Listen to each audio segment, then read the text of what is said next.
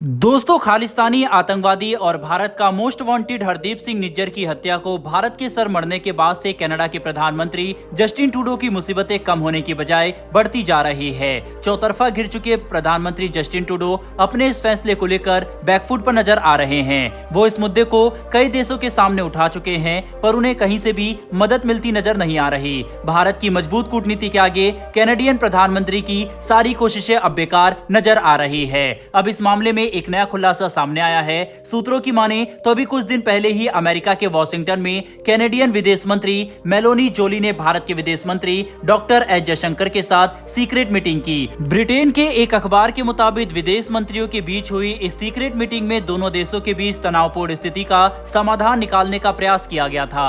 साथ ही स्थिति को सामान्य करने पर भी चर्चा हुई थी। हालांकि सीक्रेट मीटिंग को लेकर दोनों देशों ने आधिकारिक तौर पर कुछ नहीं कहा। बताया जा रहा है कि भारत द्वारा कैनेडियन राजनयिकों को देश छोड़ने के अल्टीमेटम के बाद इस गुप्त बैठक को कैनेडियन विदेश मंत्री के आग्रह पर रखा गया था। इससे पहले कैनेडियन विदेश मंत्री मेलोनी ने भारत के साथ निजी बैठक करने की इच्छा जाहिर करते हुए कहा था कि हमें लगता है कि राजनयिक बातचीत सबसे अच्छी तब होती है जब निजी हो। हम भारत सरकार के साथ संपर्क में हैं। मेलोनी के ये बयान तब आया जब भारत ने कैनेडियन राजनयिकों की संख्या कम करने का अल्टीमेटम दिया था। आपको बता दें, इससे पहले भारतीय विदेश मंत्रालय के प्रवक्ता अरिंदम बागची ने एक प्रेस वार्ता के दौरान कहा था कि कनाडा में भारत के राजनयिकों की तुलना में ज्यादा है, जिसे कम करने की जरूरत है क्योंकि दोनों देशों के बीच समानता होनी चाहिए। उन्होंने राजनयिकों पर आंतरिक मामलों में हस्तक्षेप करने का भी आरोप लगाया था, जिसके बाद भारत के इस सख्त रवैये के चलते कनाडा ने अपने राजनयिकों को भारत से निकालकर रिपोर्ट के मुताबिक इन्हें मलेशिया में शिफ्ट कर दिया। आपको बता दें कि भारत में इस साल हुई G20 की बैठक में हिस्सा लेने आए कनाडा के प्रधानमंत्री ने वापस कनाडा पहुंचते ही भारत पर एक बड़ा आरोप लगाया था, जिसमें उन्होंने खालिस्तानी आतंकवादी हरदीप सिंह निज्जर की हत्या में भारत का हाथ होने का दावा किया था। जिसके बाद भारत ने इस आरोप को बेबुनियाद बताते हुए प्रधानमंत्री ट्रूडो से सबूत पेश करने के लिए कहा था। इस विवाद के बाद भारत ने कैनेडियन नागरिकों को वीजा जारी करने पर अस्थायी रोक भी लगा दी थी। भारत के इस कड़े फैसले के बाद कनाडा के तेवर नरम पड़े और प्रधानमंत्री ट्रूडो ने भारत को एक सशक्त देश बताते हुए रचनात्मक संबंध रखने की बात कही थी। कनाडा के प्रधानमंत्री लगातार भारत से रिश्तों को सुधारने की जद्दोजहद करने में लगे हुए हैं। इसको लेकर उन्होंने सोमवार को संयुक्त अरब अमीरात के राष्ट्रपति से भी फोन पर बात की थी, जिसके बारे में हमने 2-3 दिन पहले वीडियो बनाकर आपको बताया भी था।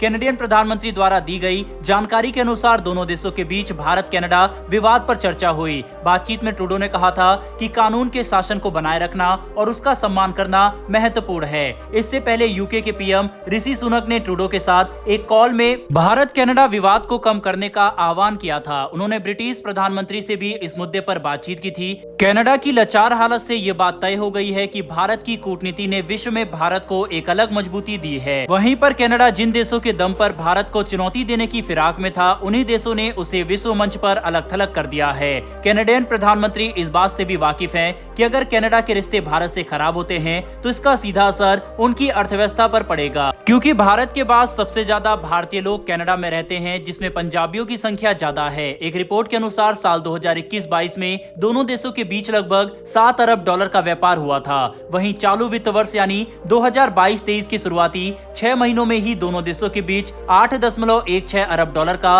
व्यापार हो चुका है। दोस्तों, कनाडा के एग्रीकल्चर और डेयरी फार्मिंग सेक्टर में भी पंजाबियों का पूरा दबदबा है। कनाडा से खेती और बागबानी से जुड़े उत्पाद भारत सप्लाई होते हैं और इसका सीधा फायदा वहां रहने वाले पंजाबियों यानी भारतीयों को मिलता है। भारत कनाडा के संबंध बिगड़ने पर वहां किसानों को काफी नुकसान होगा। वहीं एक रिपोर्ट की माने तो इस समय कनाडा में लगभग 1,60,000 विद्यार्थी की पढ़ाई चल रही है और ये सभी बच्चे स्टडी वीजा पर वहां गए हैं, जिससे हर साल कनाडा को हजारों करोड़ की आमदनी होती है। अगर भारत सरकार अपने नियम सख्त कर देती है तो इससे कनाडा को बड़ा आर्थिक नुकसान उठाना पड़ सकता है। दोस्तों, यही वजह है जिसने कनाडा के प्रधानमंत्री से लेकर विदेश मंत्री तक की नींद उड़ा रखी है। कनाडा भारत से रिश्ते सुधारने के लिए विश्व के शक्तिशाली देशों से मदद मांग रहा है। बहरहाल दोस्तों, इस वीडियो में इतना ही। इस विषय के ऊपर आपकी क्या राय है कमेंट बॉक्स में लिखकर जरूर बताइएगा। साथ ही अगर आपको ये इन्फॉर्मेशन और वीडियो पसंद आई हो तो वीडियो को लाइक करके हमारी आने वाली डेली ऐसी वीडियो के लिए चैनल को सब्सक्राइब कर बेल नोटिफिकेशन को जरूर दबा लें।